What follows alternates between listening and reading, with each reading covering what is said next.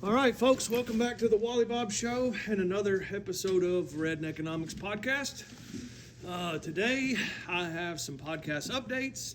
I'm going to talk geopolitics, and then I'm going to tell you a story about what happened to me today. And it was very painful, very embarrassing, but hopefully very funny for you.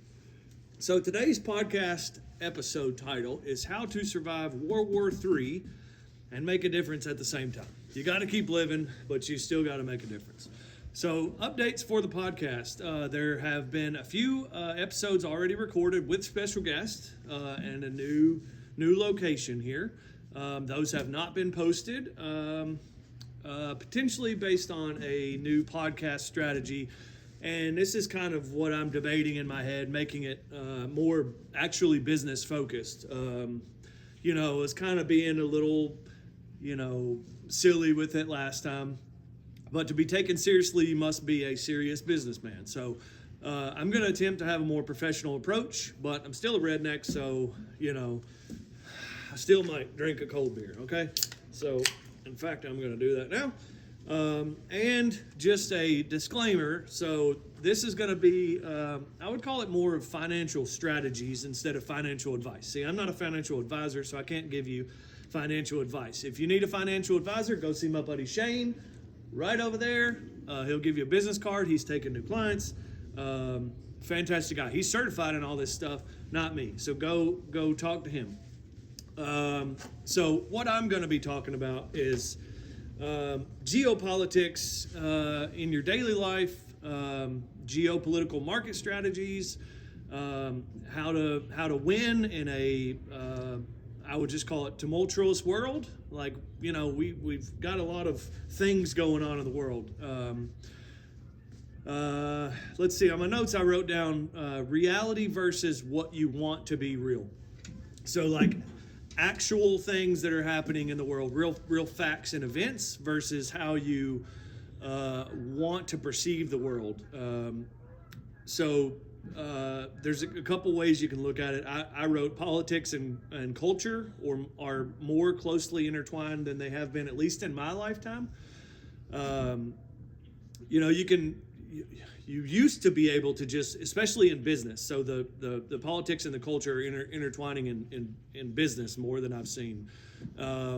You could go about your business and do your daily life without talking too much into politics. Now, if you say you eat a cheeseburger, you're a vegan killer or something. It's anti this, anti everything. So those two have come too close together, and I think we are at at least in my opinion, we are at a separation of those two, or a moment of coming together. I'm not sure which one.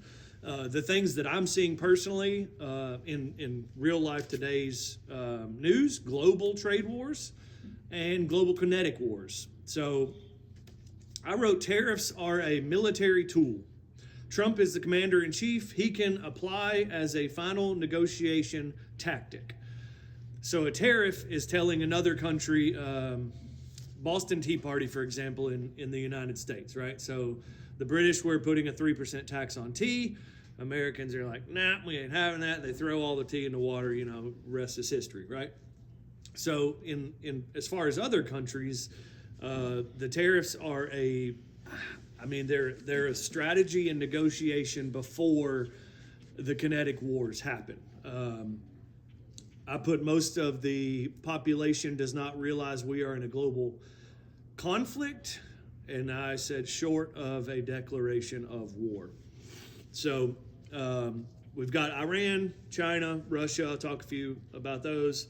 Also the BRICS nations. So if you haven't heard about BRICS, it's Brazil, Russia, India, China, South Africa, and there are about 30 other countries that have signed on with them. Their goal is to devalue the dollar or revalue their currency in a stronger amount to the dollar.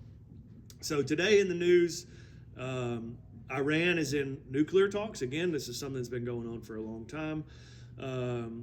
And there also was some chatter about Bagram Air Base. That's a big one in Afghanistan. So those things to look out for. Also today, China 104% tariff. This is in the news. Vows to fight to the end. China vows to fight to the end. Watch Red Dawn, folks. All right. Next topic, Yemen, the country. So, or as Houthis, as you hear them on TV. So why is Yemen important? Where is it? Yemen's in the Middle East. It's directly across from Eritrea and Somalia, a little country called Djibouti in the middle. And if you haven't heard about Somalian pirates, another thing to look up. What does this affect? So Yemen, Somalia, Eritrea is a small part, but it's the Gulf of Aden, gives access to the Red Sea. So why is this important to the topic? Shipping lanes. So global shipping lanes. The Houthis have been bombing oil tankers. Where is Yemen also? Directly south of Saudi Arabia. What does Saudi Arabia ship a ton of by sea in those big tanker boats? Oil.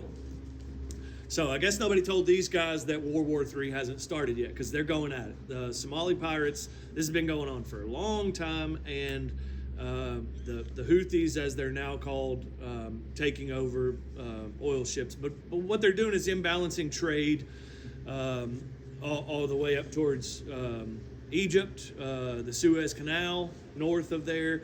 It's an imbalance of trade. So if you think about the United States' role in the global economy, at least for the longest time, what our role has been is securing shipping lanes, free trade in the global markets. That's kind of what we do.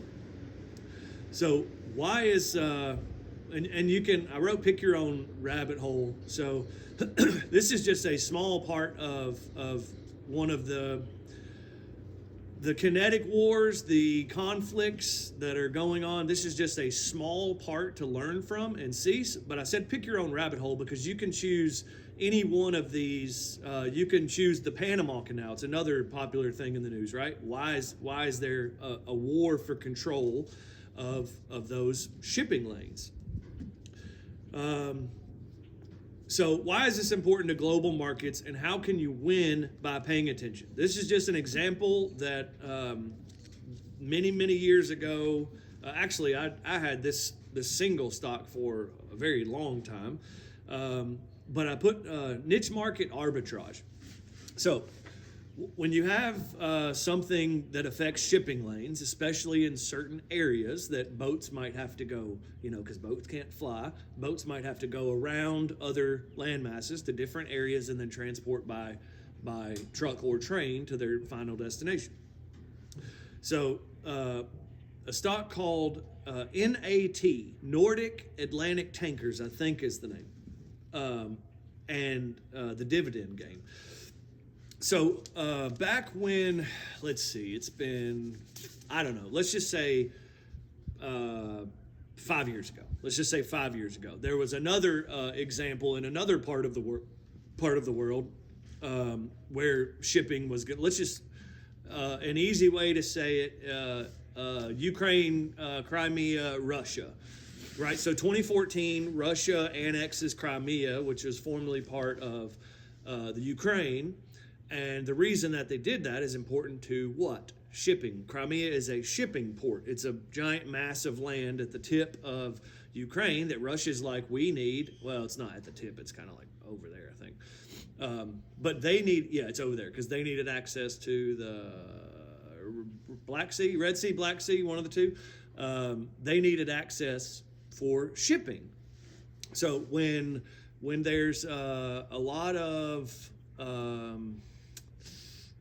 there's a lot of shakeup in the market, right? When a bunch of there's nobody really today, nobody really knows what's going on. Everything's kind of, nobody has a real advantage because nobody really knows what's going to happen. So NAT was having or the global shipping market. There was another one, Euro tankers or something like that. Both of these, me and a couple of my friends made decent amount of money and very good returns on dividend. I rode with those guys for a few years. I mean, great stock. I'm not recommending that you go do your research. They might still be great, but back when I was actively trading them, they were fantastic. Sometimes they were paying 18% quarterly dividend. next quarter it'd be 22%. I mean, it was like, it was good stuff. Go back and look at their charts, and I don't know if you can track. Yeah, you can track their dividend payment by quarter historically versus their stock price. So go back and look and just pick an entry date and an exit date, and then compare them.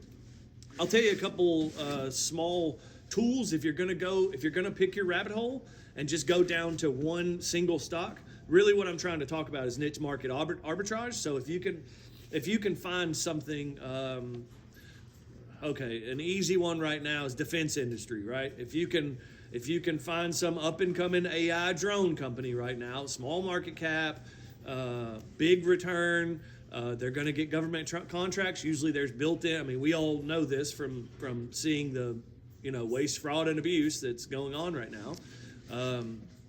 We see how much built-in profit there is at each layer. See, this is you have to peel back the onion on your rabbit hole. So you might look at Lockheed and say, I'm not picking on Lockheed, I'm just picking one name, but you might look at them and say, this is guaranteed 20% profit margin per year.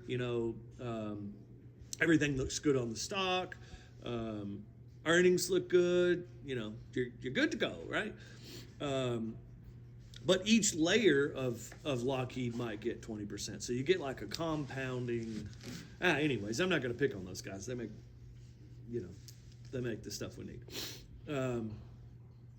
But anyways, this single stock, right? There was a couple of them, but I would track how many boats they had, where their boats were, what they were carrying. I even had I built some kind of macro. It was like a web scraper macro that told me every time that the CEO, I was using like a Yahoo news feed or something. Every time that the CEO made a buyback or a purchase, I would go purchase at the same time. So these are like easy things to do. You can, but only if you're going to pick your rabbit hole, right? If you're going to just go broad scale, I would just say shipping industry, right? Like stuff still has to get to where it's going. And then just look at how the tariffs, look at how the conflict of nations is going to impact those. Like, what if you own the company that has, let's just say 30 boats? I think NAT at the time had like 58 boats, something like that. Let's just say you got 30 boats, big boats, oil tankers, completely full, and you've got 3 of them. They're supposed to go to the Gulf of Aden through the Red Sea, right past Yemen. And then your whole boat gets blown up, and you only got 30 boats. And that one was full of like 5 billion worth of oil or something. What do? Your company's taking a huge loss, right? Like, hopefully you got insurance, but I doubt it. Okay, that's enough about the niche market arbitrage. Dividend, one of the ways that we would, I don't know if this is, I need to drink a beer here. All right, I'm going to get to this story. Announcement date versus strike date purchase. So your quarterly dividends, you get an announcement day. They say they're going to announce, and then you have to own the stock by a certain day, and then hold it until that period of time. So hypothetically, if you were to enter and exit out of a stock at opportune times, let's just say you own a single stock, right? And this actual example, you own a single stock, and then 1 month the entire market is going down. Not necessarily your stock, like the actual value, and this happens daily as well. But the actual value of your stock, based on the overall market sentiment, is going down. Nothing changed in you still got all your boats out there deployed. You still got all your capital deployed. You're still paying the same payroll. Nothing happened. Literally nothing happened. You're delivering whatever the hell it is you deliver on your big boats. And you just keep delivering it. But the whole market sentiment down. So your stock is down. So what do you do if you're actively watching your one single stock? Now this takes a lot of time, and you gotta actually, sometimes it works, sometimes it doesn't, right? But you sell, you wait till market goes down more, then you buy. sell here, buy here, sell again at the same place, collect dividend all along the way. All right, so last thing on this, something I was just thinking about today, the similarities to World War II and how that affects us today. So, World War II, just think about back in just literally facts through history. What happens? You have an economic trade war, and we are, this is like a scheduled thing, guys. Bretton Woods Agreement, go look at Gold's, do some research on all this stuff, on history, know how we got here. I can do another podcast on that. I'm going to get to this story because it's crazy and my knee's hurting and all, and it's embarrassing, but I'm going to tell it to you anyways. I don't care. Last thing I put, as it applies to shipping. So what are the countries at conflict doing right now? They're securing ports for post war. Saudi Arabia is basically telling Yemen, you guys better stop it. Let us ship our oil or we're going to take you over. Like, they're done with it, right? All right, so last thing, very embarrassing story. I became a meme lord today. Did something for the first time, and I don't have any notes for this part. I'm just going to sit back and drink a beer. So I'm going to give a little context on all this. So been going to the gym, and been going same time every day, freaking 2 hours a day. Me and Mark's been going. Dang, my ankles bruised too. Yeah, I got some scrapes on my knee and got bruised up pretty good. But so I've been going to the gym, and there's this cute girl there. I got a little crush on her, just innocent crush. She's a pretty girl. So I asked one of the girls that worked there. I said, "That your friend? She's single?" "Yeah, she is." "All right. Cool." So she was supposed to be introducing us. I asked her, I said, "Could you be wing woman, introduce us, say hi, all that stuff?" Well, that didn't happen.